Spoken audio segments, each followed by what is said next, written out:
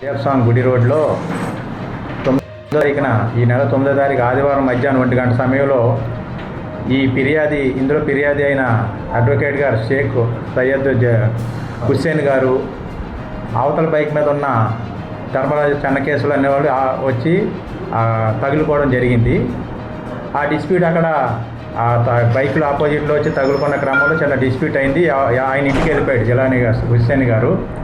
అయితే ఈ చెన్నకేశవులు అని ఆయన అతని అనుచరుల్ని, అతని స్నేహితుల్ని, బంధువుల్ని సుమారు 50 మందిని తీసుకొని ఇతను ఫిర్యాదు ఇంటి మీదకి వెళ్ళి కిటికీ అద్దాలు పగలగొట్టి, తలుపులు పగలగొట్టి ఆ ఫిర్యాదు ఇంట్లో ఉన్న ఆడవారు అడ్డుకుంటున్నా కూడా లేడీస్ని కూడా లెక్క చేయకుండా దౌర్జన్యం చేశాడు. వాళ్ళందరూ భయంతో ఒక రూమ్లోకి వెళ్ళి తలుపు వేసుకుంటే పెట్రోల్ పోసి తగలబెడదాం, పెట్రోల్ తీసుకురండి రా అనడం, బయటకు వచ్చే వరకు వెయిట్ చేద్దాం, టెంట్ వేసుకొని కూర్చొని బయటకు వస్తే కాళ్ళు చేతులు నరుకుతానని ఈ అనుచరులతో అక్కడ ఒక విధ్వంసం సృష్టించాడు. దాని మీద ఇది తెలిసిన ఫిర్యాది స్నేహితులు, బంధువులు, అడ్వకేట్లు కూడా వెళ్ళారు అక్కడికి. పోలీసు వారు కూడా చేరుకునే క్రమంలో అతను అక్కడి నుంచి వెళ్ళిపోయాడు. దాని మీద ఫిర్యాదు వచ్చి మనకి జరిగిన ఈ కాదర్ హుస్సేన్ గారు మనకి జరిగిన సంఘటన మీద కంప్లైంట్ ఇవ్వడం జరిగింది. దాని మీద మనం కేసు రిజిస్టర్ చేసి దర్యాప్తు చేశాం. ఈ లభించిన ఆధారాలలో ఈ ధర్మరాజుల చెన్నకేశవులు అని ఆయన ఏవన్గా ప్రూవ్ అయ్యాడు.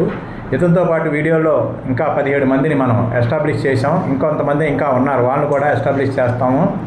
వాళ్ళందరినీ కూడా ఈ కేసులో అరెస్ట్ చేయడం జరుగుతుంది.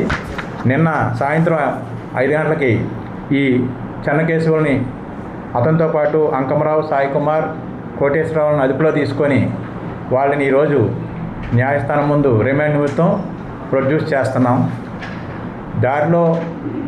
ప్రయాణించే దారిలో చిన్న తగాదాన్ని అలసిగా తీసుకొని దౌర్జన్యం చేయడం అనేది నేరం. చట్టాన్ని చేతిలో తీసుకొని ప్రవర్తించడం అనేది కూడా నేరం. దాని మీద కేసు రిజిస్టర్ చేసాం. వీళ్ళని ఈ రిమాండ్ అయిన తర్వాత తీసుకొచ్చి బైండ్ ఓవర్ చేయడం, ఎగైనెస్ట్ లా పోయిన వాళ్ళ మీద బైండ్ ఓవర్ చేస్తాం. షీట్లు కూడా ఓపెన్ చేస్తాం. తెనాలిలో ఇటువంటి ఇన్సిడెంట్లు కూడా ఎవరు పాల్పడకూడదు. ఎవరైనా ఏదైనా నేరం జరిగినప్పుడు పోలీసు వారికి చెప్పాలి, లేదా పెద్ద మనుషులో చేయాలి. కానీ ఫిర్యాదు ఇంటి మీదకి పోయి దౌర్జన్యం చేయడం అనేది అమానుషం. దీన్ని మేము ఈరోజు రిమాండ్ చేయడంతో ప్రెస్ మీట్ కూడా పెట్టడం జరిగింది.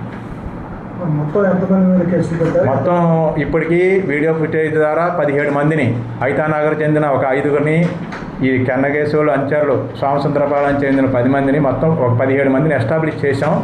ఇంకా సీసీ ఫుటేజ్లు పరిశీలించి ఆ రోజు సీన్లో ఈ తలుపులు పగలగొట్టి, కిటికీలు పగలగొట్టి ఆ ఇంట్లో చొరబడి అనుచితంగా ప్రవర్తించిన అందరి మీద కూడా గట్టిగా యాక్షన్ తీసుకుంటామని చెప్తున్నాం.